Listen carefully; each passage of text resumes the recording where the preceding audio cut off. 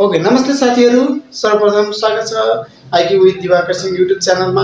आज हामी चाहिँ क्लास 10 को कम्पलसरी म्याथमेटिक्सको सेट युनिटको डिस्कस गर्नेछौँ साथीहरू।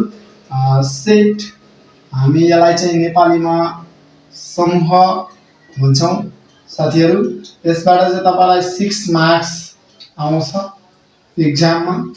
यो है सेट समूह रहेको छ यो च्याप्टर चाहिँ तपाईहरुको साथीहरू। यसबाट 6 मार्क्सको क्वेशन आउँछ। हामी चाहिँ 2083 को लागि फर 2083 को लागि चाहिँ हामी पढ्छौँ है। यो चाहिँ अब 2083 को एसी मा सेटबाट 6 मार्क्स ल्याउनु छ भने आजदेखि लाग्नु पर्यो साथीहरू है। त्यही भएर हामी आजबाट चाहिँ क्लास 10 को कम्पलसरी म्याथमेटिक्स अप्सनल म्याथमेटिक्स को म टोटल ट्युटोरियल ल्याउने छु। तर मेरो युट्युब च्यानललाई चाहिँ लाइक शेयर सब्स्क्राइब गर्नु होला साथीहरू। फ्री कस्ट है, कस्ट अफ फ्री हुन्छ। फ्रीमा चाहिँ तपाईलाई टोटल म्याथमेटिक्स चाहिँ सिकाउने छु म। त्यसैगरी आज चाहिँ हामी सेट है, सर्वप्रथम सेट भनेको के हो भन्ने कुरातिर जाउँ है। व्हाट इज द सेट भन्छ हैन। सेट भनेको के हो भन्दाखेरि set is a well defined collection of object भन्छ के भन्दाखेरि त्यो अब त्यो हो सेट भनेको त्यो हो, समूह भनेको त्यो हो। जस्तो कि परिभाषित वस्तुहरूको संकलनलाई के भनिन्छ, सेट भनिन्छ भनेर भन्छ हामी, समूह भनिन्छ। जस्तै यसको डेफिनेसन चाहिँ साथीहरू, यसको डेफिनेसन चाहिँ कण्ठ गर्नुपर्ने अवस्था हुन्छ यार, बुझ्नु पर्यो हैन, अन्डरस्ट्यान्डिङ गर्नु पर्यो।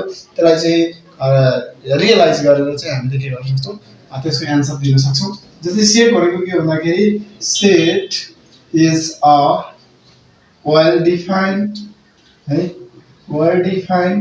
collection of object भनेर भन्छ। सेट के रहेछ भन्दाखेरि set is a well defined collection of objects रहेछ है।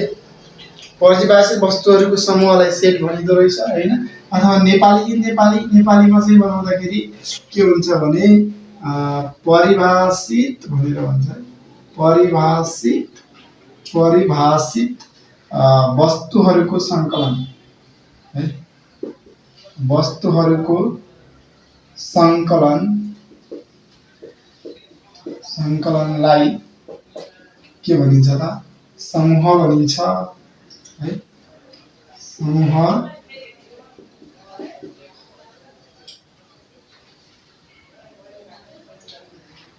भनिन्छ है। हाम्रो चाहिँ के भयो त, परिभाषित वस्तुहरूको संकलनलाई समूह भनिन्छ Nepal. In English set is a well defined collection of object है, त्यस्तो चाहिँ हो। अब जस्तै एक्जाम्पल उदाहरण चाहिँ हामी के गर्न सक्छौँ भने एक्जाम्पल चाहिँ एक्जाम्पल एक्जाम्पल्स नम्बर 1 मा, जस्तै नम्बर 1 मा के भन्न सकिन्छ भने b is equals to a e i o u। अब यसलाई के भन्ने हैन, सेट अफ के भन्ने त, यसको चाहिँ यसैलाई डिफाइन गर्नु पर्यो। हाम्रो के भन्छ भने सेट यही भन्छ नि, set is a well defined collection of object भन्छ हो। भने हामी यो दिएको उदाहरण एक्जाम्पल छ, त्यो एक्जाम्पललाई के भनिन्छ त, के को सेट हो हैन। What is the name of this set, त्यो सेटको नाम चाहिँ के हो भन्ने कुरामा हामी कन्फर्म हुनुपर्छ। त अब के हो त भन्दाखेरि यहाँनिर एलिमेन्टहरूलाई हेर्दै, यसको मेम्बरहरूलाई हेर्दै, यसको सदस्यहरूलाई हेरेपछि हामीले यसको चाहिँ के भन्छ, सेटको चाहिँ नाम दिन सक्छौँ क्या। जस्तै AIOU छ भनेपछि अब यो V बराबर AIOU भनेपछि यो चाहिँ के हो त, भोवेल लेटर हो।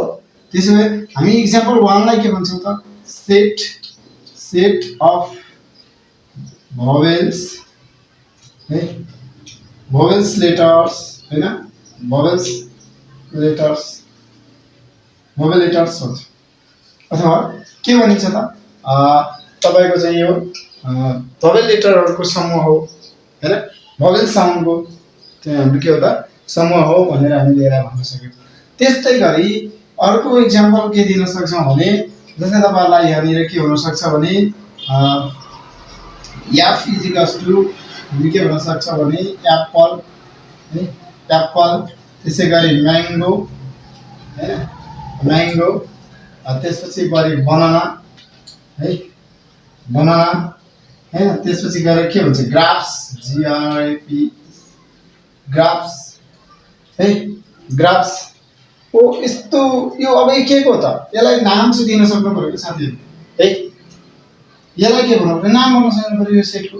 हाम्रो डिफिनेसनले जे भनेको छ, हाम्रो परिभाषाले जे भनेको छ त्यसैलाई हामी के भन्ने त सेट हो। सेटको सेट हुन लागि के हुनुपर्छ, वेल डिफाइन हुनुपर्छ। भनेको मतलब त्यसलाई चाहिँ परिभाषित गर्न सक्नु पर्यो, त्यो यसको समूह भनेर त्यसको नाम भन्न सक्नु पर्यो। त्यसैलाई हामी के भन्छौँ त, सेट भन्छौँ है त। अब यो के हो त, एफ भनेको के हो त, सेट, सेट अफ के, अब के भन्न सकिन्छ यसलाई, फ्रुट्स हैन, FRIUT, फ्रुट्स। फ्रुट्स किन भनेको भन्दाखेरि यिनीहरू के हुन्, सबै फलहरू हो। Apple, mango, banana. ग्राप्स भनेको के हो त हैन, भनेको स्याउ हैन। त्यसपछि गएर आँप, त्यसपछि गएर केरा, अङ्गुर भनेको के हो त भनेपछि फलहरू हो। त्यही भएर हामीले के भन्नुहुन्छ त, सेट अफ फ्रुट्स हैन। F is a set of के भन्न सकिन्छ यहाँनिर, F is a set of fruits। F चाहिँ के हो, एउटा फ्रुट्सको समूह हो हैन। त्यसैगरी अब यहाँनिर हामी के भन्न सक्छौँ, B is a set of vowels letter भन्न सक्छौँ है साथीहरु। हो यसरी हामी सेटको चाहिँ डिफिनेसन क्लियर गर्न सक्छौँ के। सेटको डिफिनेसन क्लियर भयो भने हामीलाई अरु चाहिँ त्योभन्दा पछाडिको कुराहरु सजिलो लाग्छ, त्योभन्दा पछाडिको सजिलै हामी गर्न सक्छौँ है साथीहरु। The things are numbers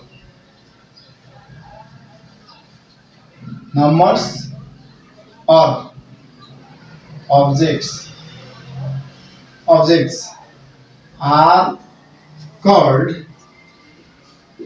are called members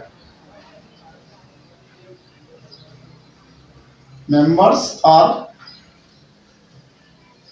elements of sets। अब यो पोइन्टले के भन्छ भने साथीहरु, the things or number or objects are called member or elements of set। सेटको त्यो सदस्यहरु हुन्छ, त्यो सदस्यहरु कस्तो हुन्छ रे, त्यो दिएका थिंग्सहरु, वस्तुहरु हैन। त्यसै गरी नम्बर, अब्जेक्टहरु जे छन् त्यो सेटमा, त्यसलाई हामी के भन्छौं त, हामी के भन्छौं त पहिला मेम्बर भन्छौं, त्यसको सदस्य भन्छौं, त्यसको एलिमेन्ट भन्छौं हैन। यो कुराहरु हुन्छ।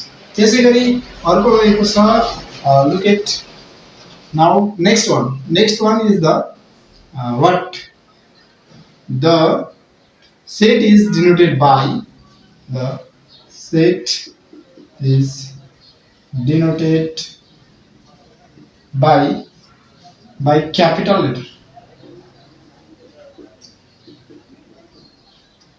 capital letters, and its elements is denoted by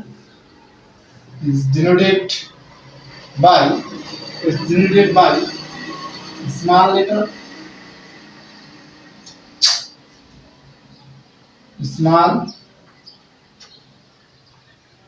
small letter,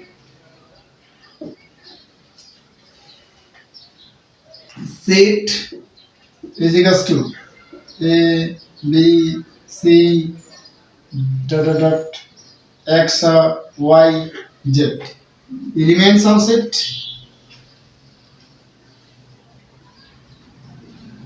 sets, elements of sets is equals to A, B, C, D, dot, X, Y, Z है साथीहरु। हामी चाहिँ के गर्छौं भने त्यो चाहिँ है, the things or numbers of objects are called the members or elements of sets। त्यहाँनिर जति पनि छन् है, थिंग्सहरु, अब्जेक्ट्सहरु, एलिमेन्ट्सहरु जे छ त्यसलाई हामी एलिमेन्ट्स र मेम्बर भन्छौं। Okay next one, set is denoted by capital letter, not small letter, capital letter। What are they? A, capital B, capital C, capital X, capital Y, capital Z, capital R, होइन के हुन्छ त्यो चाहिँ denotate गर्छ। त्यसै गरी it's element अथवा सेटको सदस्यहरूलाई हामी कसरी लेख्छौँ त स्मल लेटरमा लेख्छौँ। Small letter a b c x y z होइन सानो सानो स्मल लेटरमा लेख्छौँ। यो चाहिँ हाम्रो सेटको डिफिनेसनसँग रिलेटेड कुराहरू मात्रै भयो। अहिलेसम्म हामीले सेटको डिफिनेसन मात्रै हेरेका छौँ, अरू कुराहरू केही पनि हेरेका छैनौँ। ओके, सेटको डिफिनेसन, सेटको इक्जाम्पल, सेटलाई कसरी चाहिँ जनाइन्छ होइन, यो साङ्केतिक गरेको नि, साङ्केतिकरण गरेको होइन। क्यापिटल लेटरमा चाहिँ जनाइन्छ, स्मल लेटरमा जनाइन्छ, के गरिन्छ त्यो भन्ने कुराहरू हामीले जानकारी गरौँ अहिलेसम्म है साथीहरू।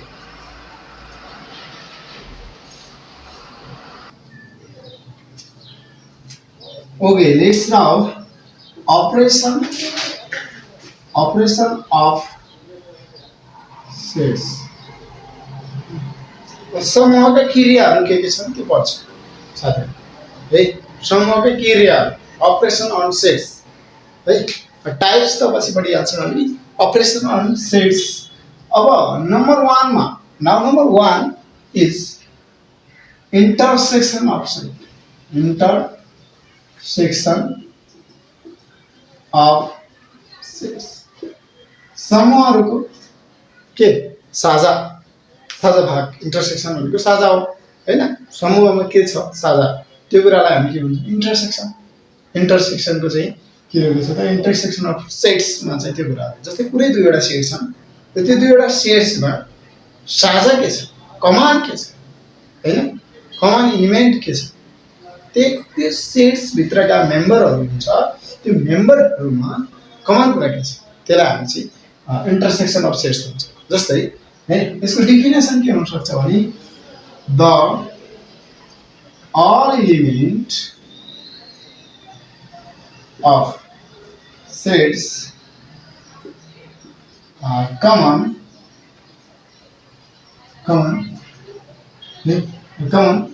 त्यो भयो भने सबै सेट्समा कमन टु बोथ है, टु बोथ ए एन्ड कुनै पनि दुईवटा सेट्सहरू छन्, त्यो दुईवटा सेट्सका सबै इलिमेन्टहरू कमन छन् है, एटलिस्ट वान त कमन हुनु पर्यो भने त्यसलाई हामी इंटरसेक्शन भन्छौँ। That is the intersection. For example now example A is equals to or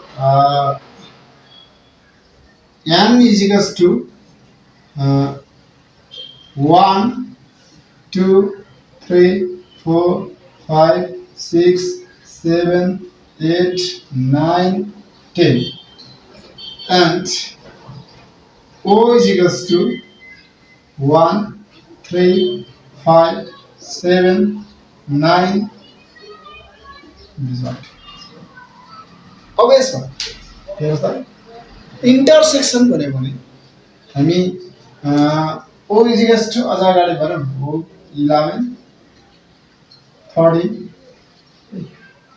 अब त्यो सेट चाहिँ युनिभर्सल सेट चाहिँ अब हामी U is equals to चाहिँ के भन्ने, U is equals to whole number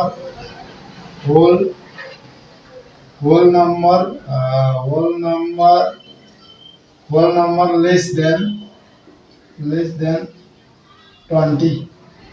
universal set चाहिँ तपाईहरुको यति छ लेस देन 20 सम्म छ भने हामी यसो जान सक्छौँ।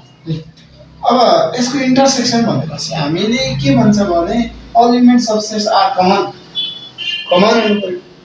कमनलाई कुरा हेर्नु पर्यो, कमनको कुरा हेर्नु पर्यो नि we get common what to do 1 1 3 3 5 5 7 7 9 9 अरु के छ हैन। हो अब हामीलाई m इंटरसेक्शन O साझा हैन के छन् भन्यो भने हामी के गर्न सक्छौँ 1 3 5 7 9 हैन। यो चाहिँ हाम्रो के छन् त इंटरसेक्शन छन्। यिनीहरू चाहिँ इंटरसेक्शन भनेको यही हो साथीहरु है। यस्तो कुरालाई इंटरसेक्शन, यसरी इंटरसेक्शन कुराहरु पनि पत्ता लगाउन सक्नुपर्छ। इंटरसेक्शन कुराहरु भए अब look at now another one intersection of sets one भइहाल्यो। अर्को के हुन्छ त भन्ने कुराहरू युनियन होला, कम्प्लिमेन्ट होला, होइन? वानली अब के छ भने सबै कुराहरू हामी हेर्छौँ साथीहरू है। ओके।